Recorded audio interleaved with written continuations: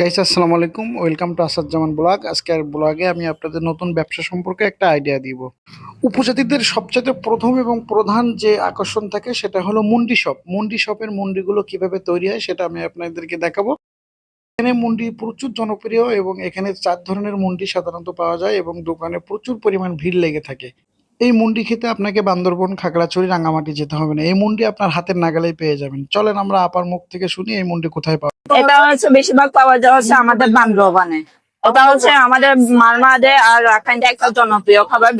আমরা রাখাইন বা মারমারা বেশিরভাগ সকালে নাস্তা বা বিকালে নাস্তা বা হিসেবে খেয়ে থাকি। তারপর আপনারা বেশিরভাগ দেখবেন বান্দরবানে গেলে মুন্ডি মানে পাবেন আর কি। দিচ্ছি হচ্ছে আমাদের মানে 4 ধরনের মুন্ডি পাওয়া যায়।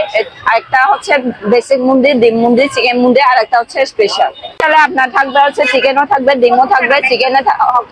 চিকেন মুন্ডি যদি নেন তাহলে শুধু চিকেন থাকবে, যদি ডিম মুন্ডি নেন শুধু ডিমটা থাকবে, যদি বেসিক নেন জাস্ট নর্মাল একটা চিকেনের স্যুপ থাকবে, ওটা দিয়ে আমরা ইয়ে করে থেকে নিয়ে আসি। আপনার এই রাইস নুডলস গুলো হচ্ছে ঢাকা শহরে পাবেন। এই খাবারটার নাম?